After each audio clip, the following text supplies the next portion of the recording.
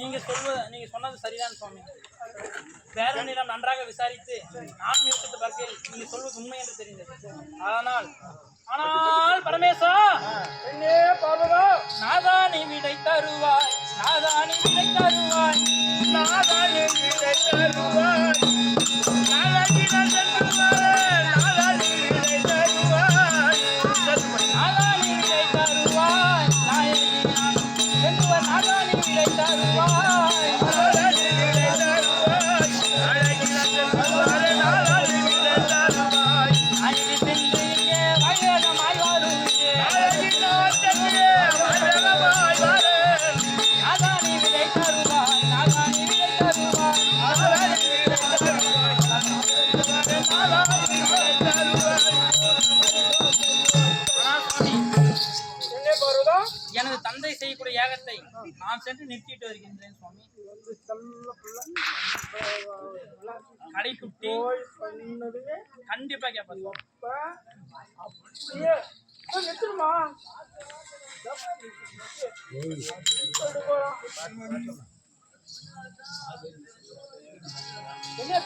எப்படி சுவாமி? மாதிரி செல்ல வேண்டாம், மாட்டியத்தால் உண்டப்பட்டு மாதிரி செல்ல வேண்டாம், மாதிரி செல்ல வேண்டாம், மாதிரி செல்ல வேண்டாம்,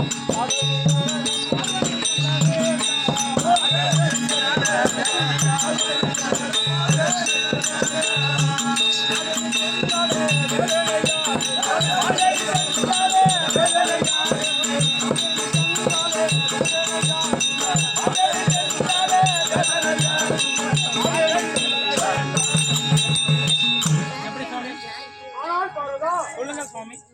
உங்களுடைய தந்தை வேதாளமல்ல உலகத்திலே உற்பத்தி பண்ணி 330 கோடி தேவரும் உடைசூழ இந்த நிகழ்ச்சி நடந்திருக்குது.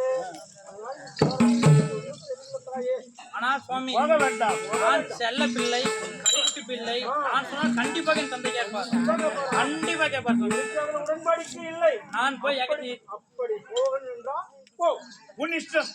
பிறகு கைலாயம் வருவது கஷ்டம் கஷ்டம். சுவாமி போய் வா என்று சொல்லாமல் போ என்று சொல்கின்றாயே. அடே முத்து, அடே முத்து, மன்னவரிடத்திலே விடை பெற்று செல்லலாம் என்று கேட்டால் பிராணபதி விடை தரவில்லை. போய் என்று சொல்லிவிட்டார், போய் வா என்று சொல்லவில்லை. அதனால் எப்படியானாலும் போகாமல் இருந்தாலும் குற்றமே.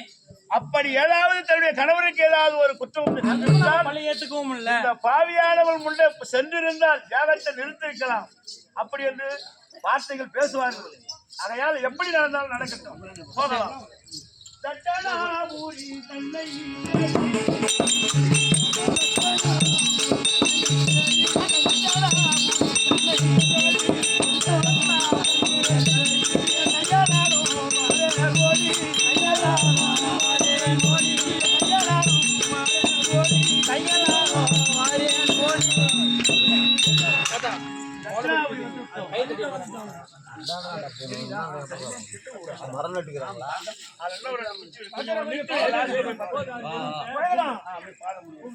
ஆனா தந்தையே, தந்தையே,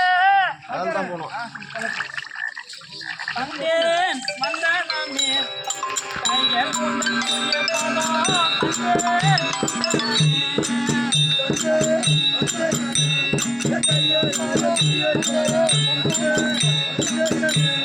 தந்தேன் மந்தனமே கையல் உடன் கூடிய பாதம், தந்தேன் மந்தனமே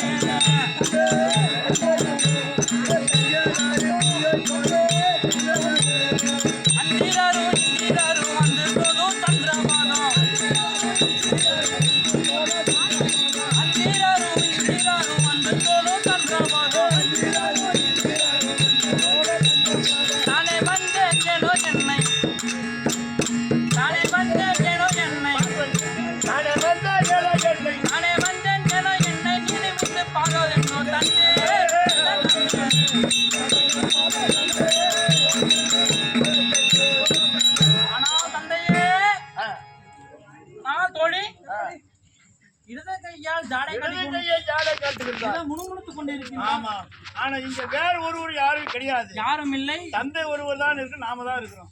புகைமூட்டமாக இருக்கிறது. கைய ஆட்டு தலைவரா, இதுதான் சிவனை கொல்லக்கூடிய யாகமோ, ஒழிக்கக்கூடிய யாகமா இருக்குமோ? ஆனால் தந்தையே இந்த உடைய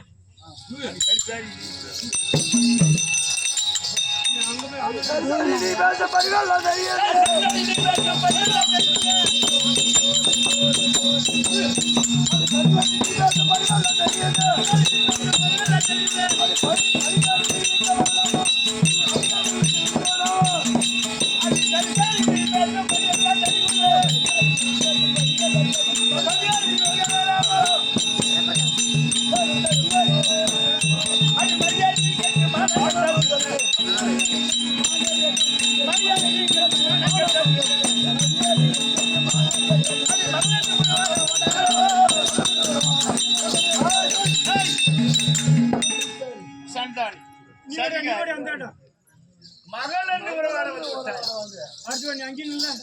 ஆனால் தந்தையே